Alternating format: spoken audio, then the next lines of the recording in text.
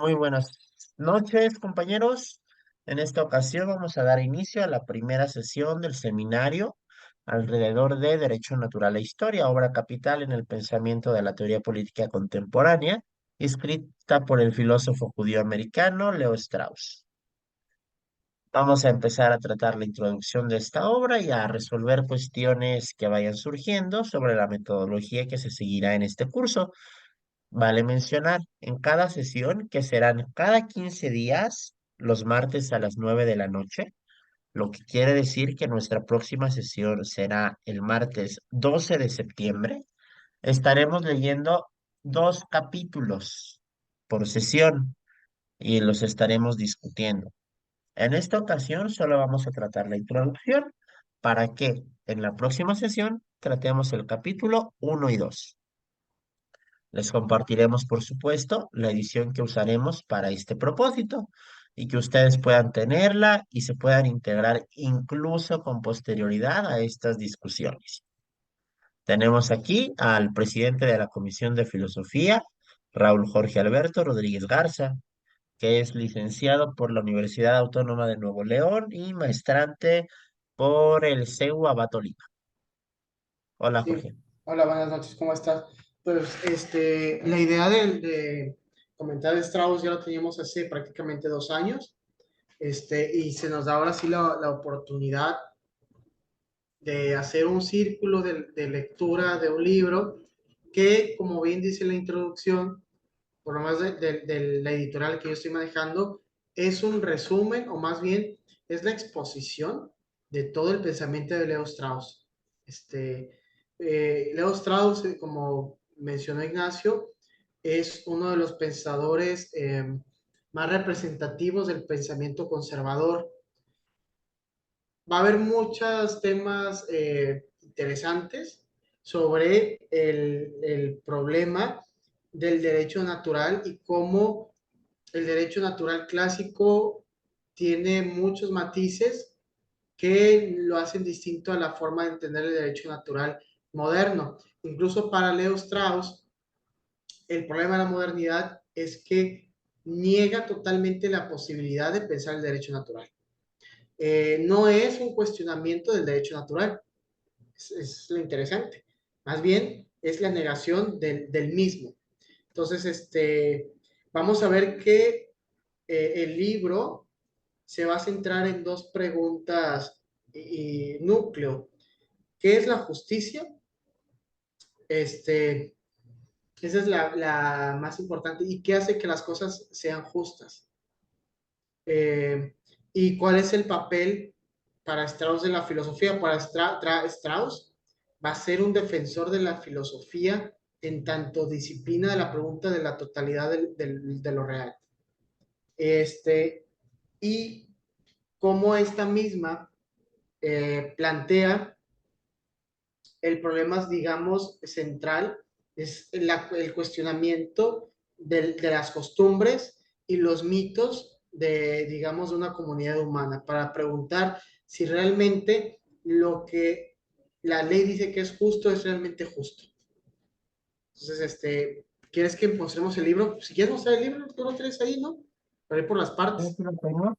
Voy a compartir la edición que yo estoy usando para que también tengamos oportunidad de compararlas y decidamos cuál es la edición que se estará usando para este círculo de lecturas. Voy a compartir esta edición y después echaremos un ojo al índice de la otra edición. Esta es la edición de círculo de lectura. Podemos ver la traducción de Ángeles Leiva, el prólogo de Fernando Vallespín. Vale decir, esta este ejemplar forma parte de una serie de entregas que desarrolló la editorial Círculo de Lectores sobre distintos ensayos. Este fue el último ensayo de esa colección y es por ello que mereció el prólogo del compilador de este trabajo, a saber, el señor Fernando Savater. No le voy a decir filósofo, el señor Fernando Savater. Después tenemos, por supuesto, el índice donde podemos ver quiénes han colaborado. En este caso, el prólogo lo hizo Fernando Vallespín. Tenemos aquí, por supuesto, el capitulado. Y ahora vamos a pasar a ver, Nacho, se está grabando, sí, perdón. Sí, sí, sí. Olvídalo. ahora vamos a pasar a ver la edición que tiene nuestro compañero Jorge, para Tú la que tienes también ahí todos también, lo ¿verdad? puedan tener presente. Sí, ya la tengo aquí, la estoy abriendo para que la podamos ver todos.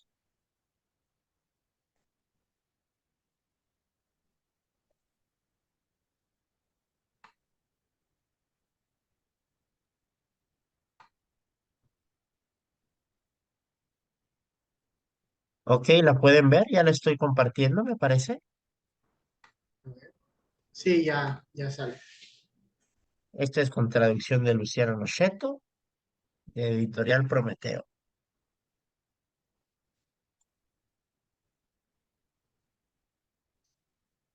¿Nos quieres platicar un poquito de esta edición, Jorge? Este editorial es de las más clásicas, más. Deja de checar, ¿le puedes checar la fecha? Quiero checar la fecha de la traducción. Puedes Vamos a moverle para arriba. ver. Mira, el 2014 es de las más recientes que hay. Este, entonces, yo creo, considero, por los tipos, por digamos, el que hace el prólogo, no recuerdo el nombre, pero hace un muy buen prólogo. Creo que ahí lo dice, ¿no? Disculpa que no recuerdo el chico que hace el prólogo. ¿Cómo se llama este cuate? Es que me tapa mi pantalla. Entonces, ¿qué sé qué es el prólogo? No aparece, vamos a ver si aquí está. Claudio Claudia Gil. Gil. Bueno, entonces, el prólogo es bueno. No he leído el de Sabater, pero pues no conozco a Claudia, pero creo que no es tan difícil superar a Sabater. Entonces, De hecho, fíjate, yo sí conozco a Claudia. Tiene un trabajo a propósito de Leo Strauss, me parece que se ha dedicado a investigar su pensamiento. El trabajo que edita Claudia Gil como introducción al pensamiento de Leo Strauss se llama El filósofo y la ciudad, que como todos sabemos retrata también una de las tensiones que Strauss imaginaba, que era donde se encontraba propiamente la filosofía política, el punto en el que el filósofo se encuentra con la labor de su comunidad y cómo tiene que modular su discurso para que sea aceptado por esta. Bueno, entonces es por ello que Claudia Gil escoge ese nombre en su obra y me alegra verla por aquí. Yo creo que esa es una muy buena credencial irnos para por este este prólogo. editorial. Y Sí, sí. Bueno, vamos al índice para ver los temas que vamos a abordar. de acuerdo. Algunas problemáticas que se van a abordar, que aborda el libro, muy interesantes. El derecho natural y la aproximación histórica, es decir, hace un recorrido de lo que se entendido por derecho natural, qué es el derecho natural, porque actualmente yo tengo colegas que confunden el derecho natural con el moderno, con el clásico.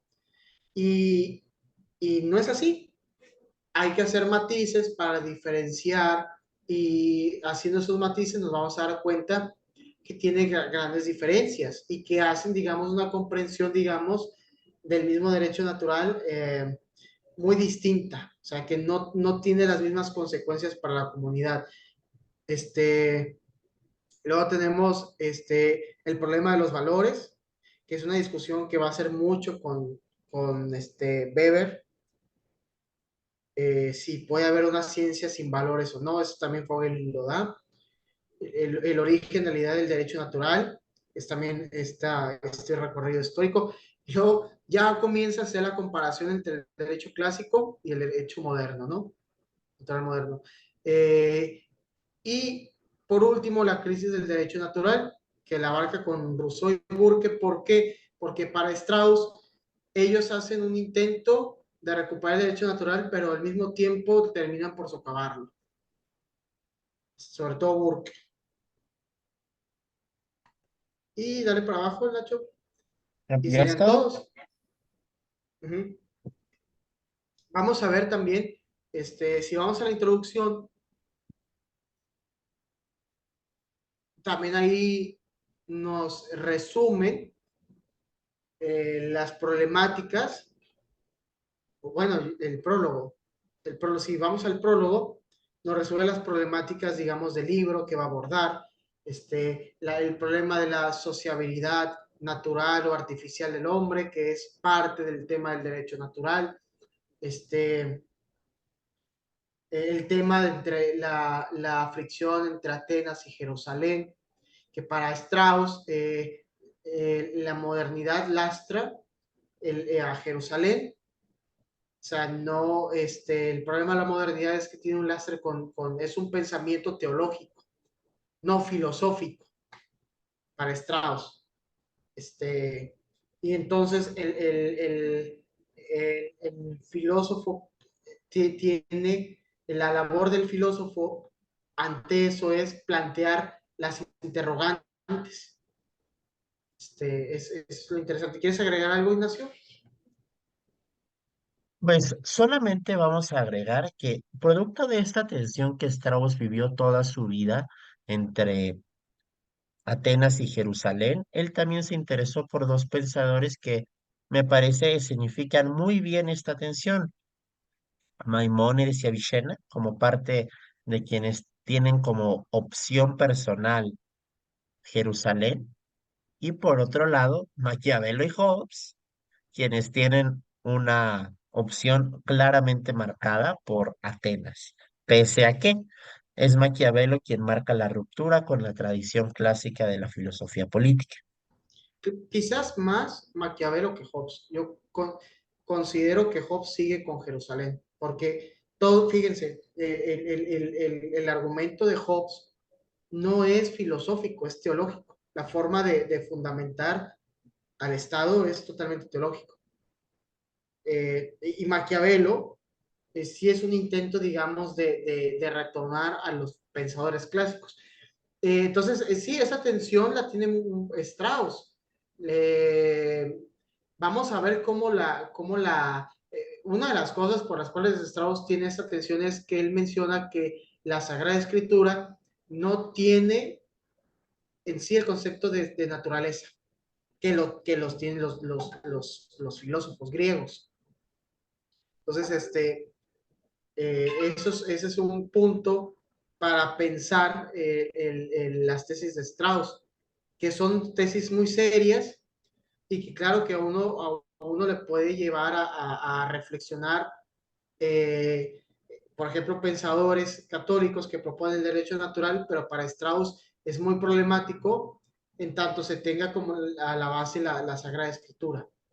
Entonces, vamos a ver qué es lo que nos dice ese señor, ¿no? Sí, totalmente de acuerdo, Jorge. También había notado dos formas en las que se menciona en la edición que yo leí que escribe Strauss, las ya conocidas forma eisegética y la forma exegética, siendo la forma exegética, por supuesto, lo que el texto quiere decir a simple vista, y siendo una forma eisegética, una forma en la que se escribe más entre líneas. Se escribe más entre líneas y se escribe entre líneas precisamente porque se espera que no se desentrañe todo el contenido en una primera lectura. Esto lo hizo Strauss, ya que al estar contradiciendo los fundamentos del Estado democrático liberal, recordemos que este libro tiene su primera edición en 1953, cuando la unidad del mundo estaba en peligro y especialmente la existencia de el mundo mismo, por la carrera armamentística, estaba en entredicho, no parecía prudente, y esto Strauss lo comprendió también como la tarea del filósofo en la ciudad, publicar obras que directamente tuvieran un efecto disolvente sobre la sociedad en la que, en último término, le estaba dando acogida.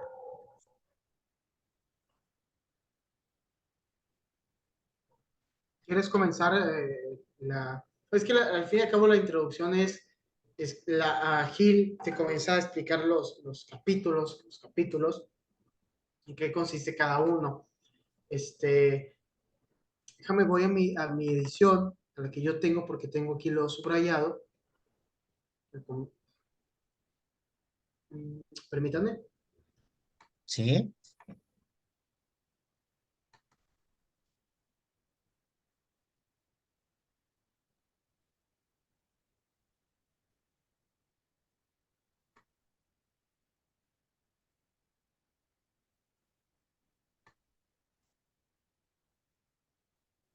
Mm, permítame, quiero que vayamos a la página.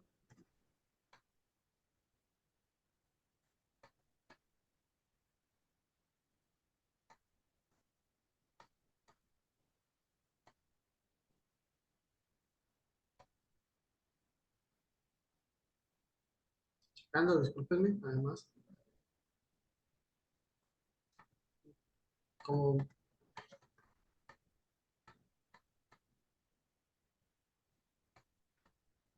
bien, ya lo tengo. Vamos a la página 14, 12, 14, 14. 14, ok. 14, 15. Esto es 14, 15. Esto esto es lo que vamos a comenzar a ver del primer capítulo. Para empezar, el Gil nos da una introducción a lo que se nos viene. Dice, no. El primer relato parece estar allí para suscitar en cualquier lector. Ah, bueno, el relato lo voy a leer. Fíjense lo que dice. Cuando abordamos la lectura del libro en esta perspectiva, los dos relatos bíblicos en epígrafe parecen desplegarse entre nosotros cargados de sentido. En el primer relato, un hombre rico que posee una gran cantidad de ganado agasajará a un forastero con un cordero, pero en lugar de sacrificar uno de sus numerosísimos animales, tomará la única ovejita de un hombre extremadamente pobre, que ha criado a ese animal como si fuera una más de sus hijas. En el segundo, el rey Ahab propone a un vecino que le ceda su terreno, lindero del palacio, a cambio de un terreno mejor o si prefiere de dinero. El vecino se niega, alegando que Dios no permite que ceda aquello que heredado de su padre. Fíjense, esto es lo interesante. El primer relato parece estar allí para suscitar en cualquier lector una sensación de indignación ante la injusticia. No es necesario que seamos capaces de definir de manera abstracta universal lo que es justo o injusto para saber que estamos frente a un acto moralmente abominable. El segundo relato nos confunde algo más. Ahab parece ofrecer a su vecino un trueque que podemos considerar justo, medido en términos de su valor de intercambio. Nabot, el vecino, rechaza esa propuesta sobre la base de otra medida, de lo que corresponde hacer. Esa medida remite la autoridad de Dios que manda a respetar a los ancestros. Si bien esta segunda historia nos resulta entendible, ella no nos parece ya ni tan inmediatamente evidente ni tan incontrovertible como lo anterior. Esto, yo quiero hacer hincapié aquí, Ignacio, en algo. El libro va a girar en torno a, a la labor del filósofo en la ciudad. ¿Por qué Strauss dice que sin ciudad no hay filósofos? Por una razón muy sencilla. La labor del filósofo en la ciudad es cuestionar o cuestionar, no aniquilar, cuestionar si en la ley procede con justicia o no, a pesar, a pesar de que esté cargado con un argumento teológico. Fíjense que para Strauss, una de las figuras más importantes del pensamiento clásico es Platón. ¿Por qué? Porque Platón hace la pregunta de la filosofía más básica, más clásica. La pregunta sobre la totalidad. ¿Y qué quiere decir la totalidad? Quiere decir la pregunta por lo justo en sí mismo, por el bien en sí mismo. Entonces, cuando uno lee los diálogos, y yo aquí hablo de Platón porque a Strauss, siempre, él refiere en unas cartas a Vogelin que para él Platón es la máxima figura de la filosofía, junto con Vogelin también lo pensaba, porque ¿qué es lo que hace Platón? Platón es el auténtico filósofo político porque va ante las leyes, ante los sofistas, y pregunta, ¿es verdaderamente justo esto? es verdaderamente, ¿qué es la belleza? Entonces, la atención con las costumbres es lo que caracteriza al filósofo. Strauss dice, esa es la labor del filósofo. Esa es la atención con las costumbres que nos dice, lo justo es esto. ¿Por qué? Porque los ancestros nos lo han heredado así. Sí, pero llega el filósofo y dice, bueno, vemos que a veces el acto de esta costumbre ante la razón o esa, digamos, percepción natural, choca, choca. Entonces, ven por qué, qué es lo interesante en esto, es el derecho natural de que saca Strauss, es, sencillamente lo define así, es, digamos, la inclinación natural del hombre por percatarse de lo que es justo e injusto, cuando se le presenta una ley, una costumbre. Aunque, y por ende, el filósofo tiene esa labor en la ciudad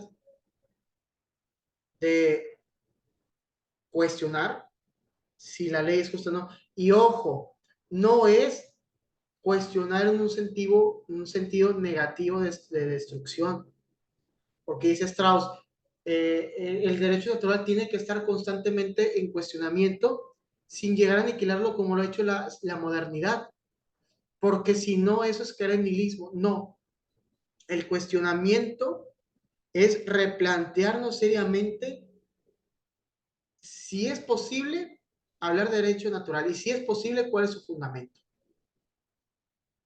Sin aniquilar, sin negar la posibilidad de pensar esa realidad. ¿Tú quieres agregar algo de lo que tú leíste, Nacho? De lo Sí, yo que... creo que también aquí existe una tensión muy interesante entre los relativismos que ya también menciona acertadamente Claudia Gil, ya sea el relativismo del positivismo, que tiene como único eje la validez o incluso la voluntad, o el relativismo de la historia, que fue el relativismo que impulsaron los alemanes y que ya menciona Leo Strauss al inicio, que a causa de ellos ha venido a ser ininteligible en Occidente el término de derecho natural, ley natural, por ejemplo, o de naturaleza humana. Porque al situar todo contextualmente en la historia, lo que termina por suceder es que si todo es un producto histórico, no hay una esencia del hombre y entonces el debate que ya mencionaba muy bien Jorge sobre cuál es la forma política buena para organizar las comunidades humanas, pues pierde vigencia. Pierde vigencia porque siempre tendría que ir acompañado de un sustantivo muy largo en este momento histórico para una sociedad determinada. Pero la pregunta, podemos observar, pierde toda su especificidad. Y hay, bueno, también aquí hay otra cosa. Strauss estamos introduciendo las problemáticas. Ya la vamos a ver con más detenimiento cada punto. Ahorita estamos haciendo, tocando los temas generales del libro. Strauss va a tocar un tema interesante. Es la modernidad. Bueno, el derecho natural clásico es teleológico, tiende a un fin.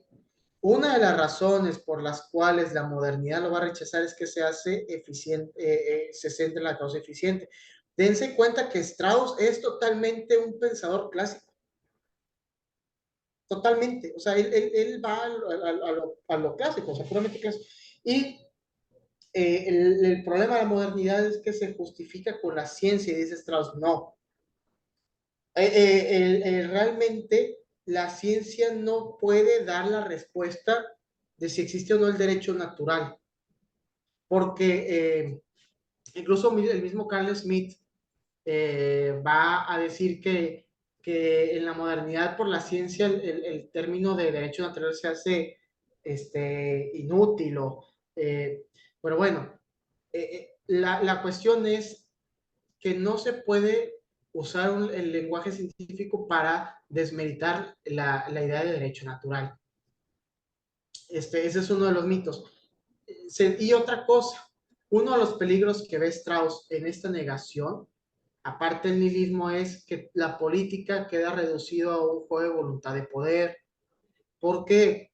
Porque si nadie tiene la capacidad natural de darse cuenta que algo es justo o no lo es, por una cuestión natural, eh, lo justo que sencillamente queda determinado por la ley positiva.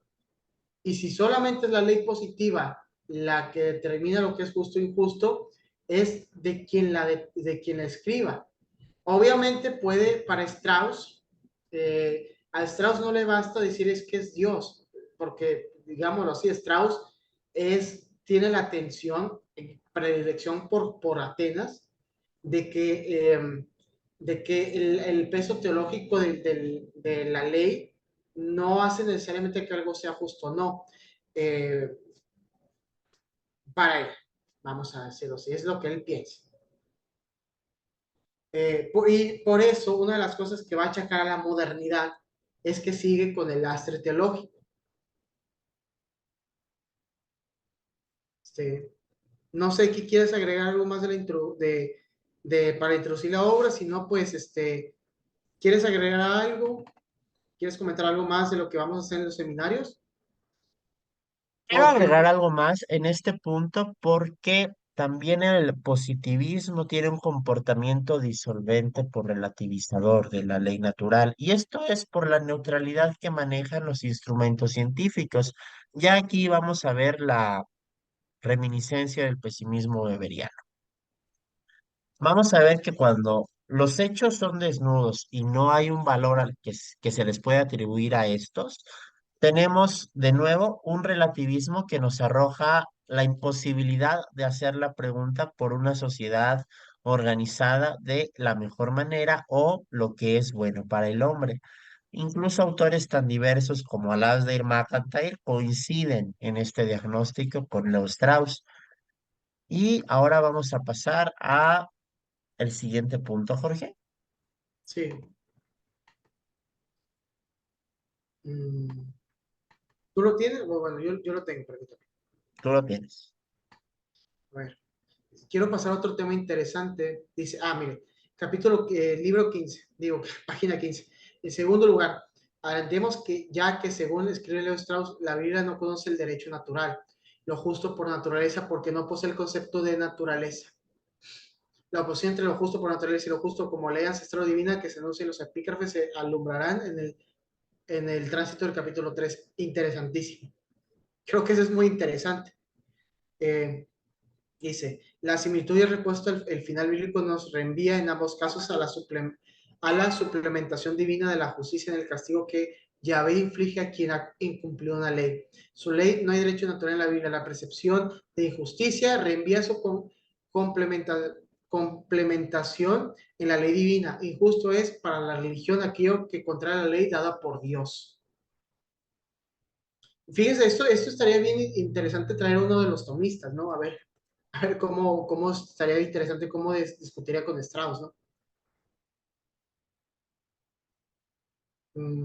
¿Qué otra cosa podemos comentar? El libro, página 17, Ah, dice, el argumento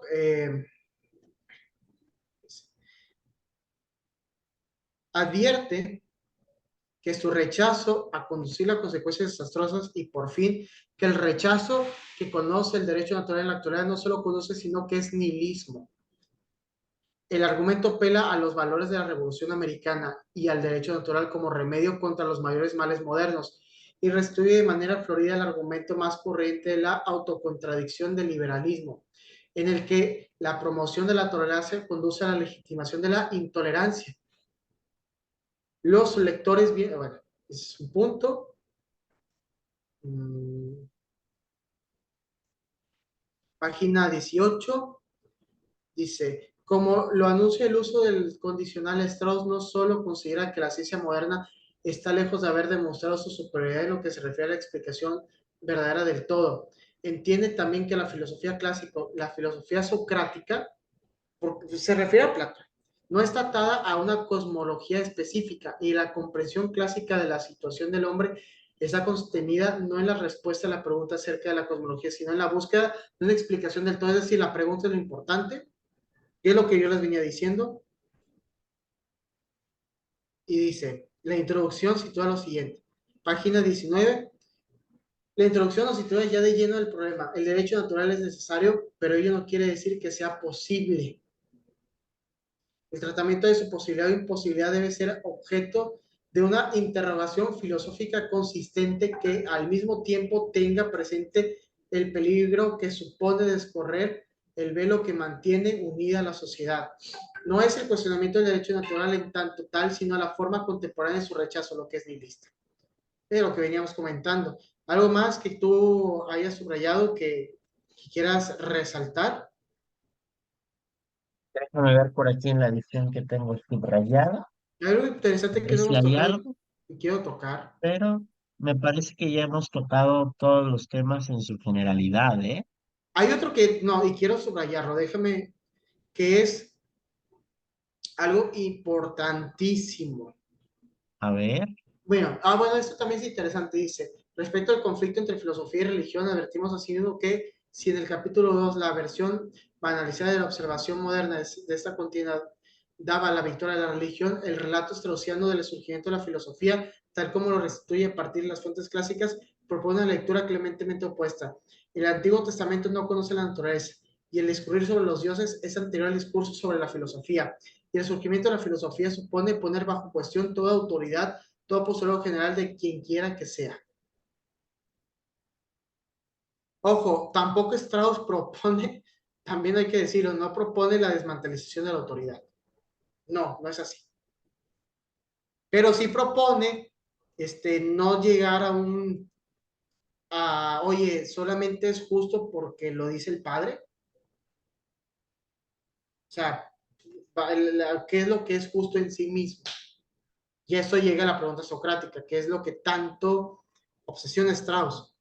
Eh, Bueno, no encuentro el punto, pero sí quiero remitir. Un tema importante, importantísimo, es cuando habla de la distinción entre la ley natural moderna mire, aquí está. Esta es la ley natural moderna, dice. La ley natural moderna no puede remitir a ninguna instancia trascendente. No puede proceder sino de nuestra voluntad, que es expresión de nuestras pasiones primeras. Si podemos conocer la ley natural es porque se enraiza en la experiencia de nosotros mismos, en el consentimiento, una vez más, de la causa eficiente y no de la finalidad. Aquí está hablando del derecho natural moderno. Son los temas que vamos a tocar. Eh, la renuncia a la realidad, también Strauss dice que es una de las consecuencias. Y otra importante que quiero subrayar, no encuentro la cita, pero la voy a resumir yo, es la, la negación que tiene las formas de derecho natural modernas de la natural sociabilidad del hombre. El hombre no es social por naturaleza, sino que es social por contrato y por el contrato natural adquiere derechos naturales. Son los puntos generales del libro que hemos tratado de tocar esto para que ya en la próxima sesión, que lleguemos todos a tiempo, los podamos discutir. les recordamos que estaremos discutiendo 2 capítulos por sesión. Vamos ahorita a ver el índice para tener muy en claro cuáles son los puntos que vamos a tratar la próxima sesión, que será en 15 días.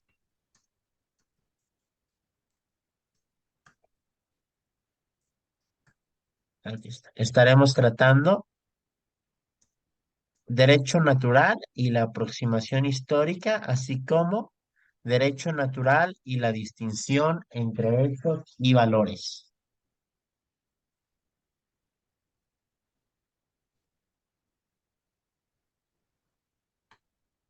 Lalo, Oscar, qué gusto que nos acompañen. ¿Hasta ahorita tienen alguna duda, sobre todo acerca de la metodología que tendremos en las próximas sesiones?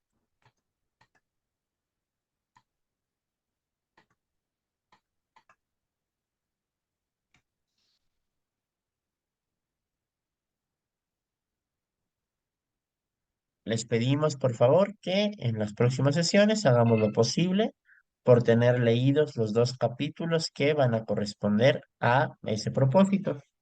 Oscar Y quería así hablar, podamos creo. todos tener una participación pues Creo que, más fluida. creo que Oscar quiere hablar. Adelante, Oscar.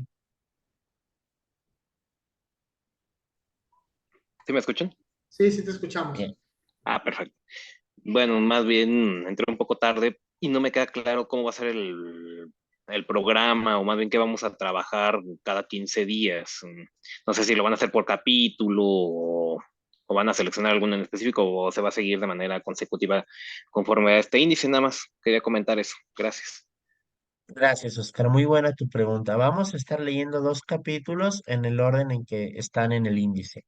Es decir, esta sesión fue para la introducción y para la metodología. La próxima sesión va a ser para el capítulo uno y el capítulo 2, Derecho Natural y la aproximación histórica, así como Derecho Natural y la distinción entre hechos y valores. Será esta la edición que vamos a estar usando, que es la edición de Editorial Prometeo. Perfecto.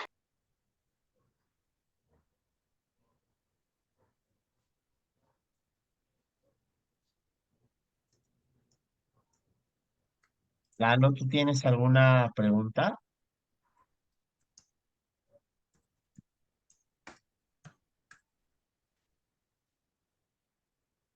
Así ahora me escucho. Sí, ¿Te escuchas Eh, bien? y no sé si la pregunta esté muy al tema, pero es sobre el autor y nada más quería confirmar si Leo Strauss se trata de un neoconservador. Esa era la pregunta. Sí, es un filósofo judío americano que se encargó de revisar la tradición del pensamiento político clásico y ponerla en contraste con el pensamiento político moderno. Entonces, sí, podríamos decir que tiene precisamente esta etiqueta de neoconservador. Muchas gracias.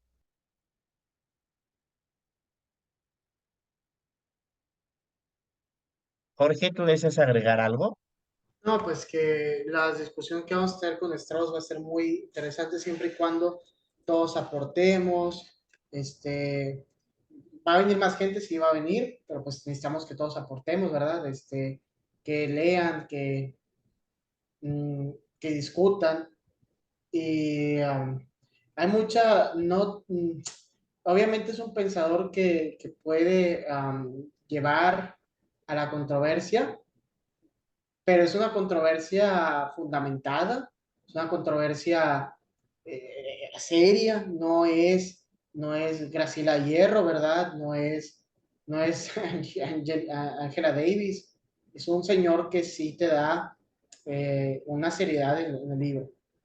Entonces, vamos a tener si queremos, vamos a tener un muy buen seminario, pero siempre depende de los participantes.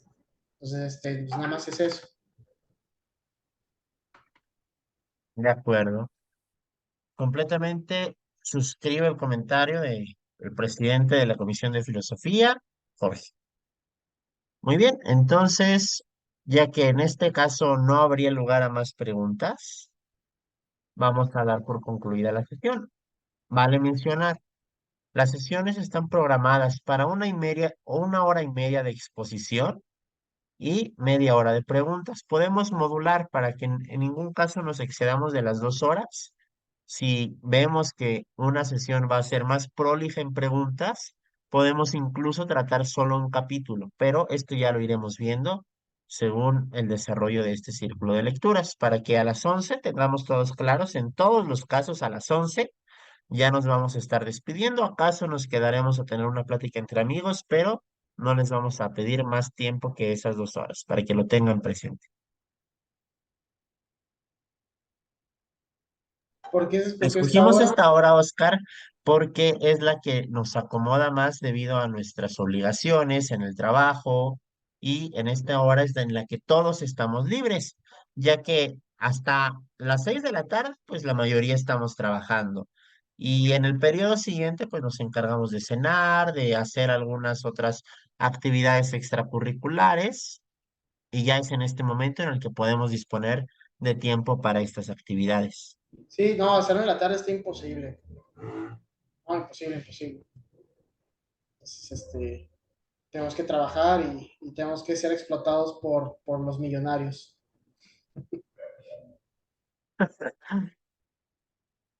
Si tuviéramos un mecenas, quizá lo podríamos hacer a mediodía, pero en este momento es complicado. Si fuéramos el yunque, no tendríamos problemas de dinero, lo podríamos hacer a la hora que sea, ¿verdad? Pero no somos del yunque, amigos.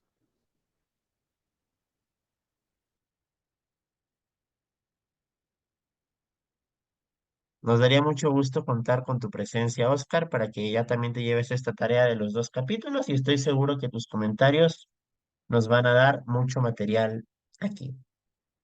Entonces voy a terminar aquí la sesión, amigos. Les Sí, agradecemos a cuídense. todos su presencia y voy a terminar la grabación. Si desean quedarse a cotorrear, pues son bienvenidos.